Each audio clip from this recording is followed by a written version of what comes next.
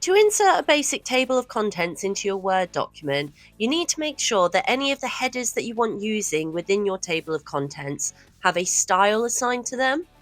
As you can see here, my chapters all have the chapter style assigned that I've created. If you're unsure how to do this, please refer to our earlier videos on styles. To see if you have any styles assigned to your text, you can see in the Styles menu bar or on the bar on the right hand side here, which you can access via the Styles menu too. To insert the contents page into the document, I need to make sure I've got my cursor placed where I want it to be inserted. So I've placed it after my title page and my forward page on my next right hand page. Then I want to navigate to References, click on Table of Contents, and as you can see here, you have some default table of contents.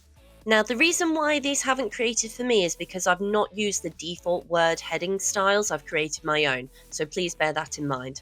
Now, to use my own styles, if I navigate to Table of Contents, Custom Table of Contents, it will bring up these options. If I select Options here, this is where you can tell Word which heading style to use for the table of contents. All of my styles within my document are listed. Now, I need to delete out these default heading styles, so I've deleted those.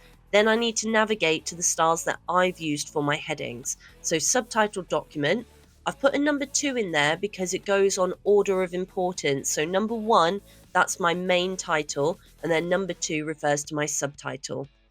You have some options here on how you want your table of contents to look. So for example, if you want page numbers to appear, what legend to use, etc. Once you're finished, press OK. It will then create your table of contents for you.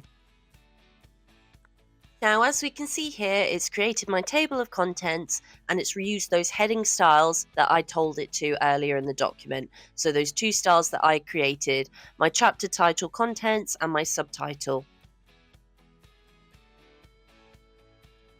Now, in my table of contents, I can see that the subtitle is just a repeat of the title number, so I actually want to delete these out. So I'll navigate up to Table of Contents, Custom Table of Contents, and this will bring up those options for me.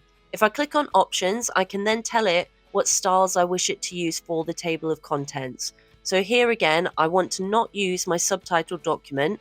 I want to delete out those default headings, and then I want to tell it to just use my chapter title contents style. So again, I'm going to use the number 1 because it's the most important. And then press OK and replace that. And as we can see here, now I've just got my chapter numbers.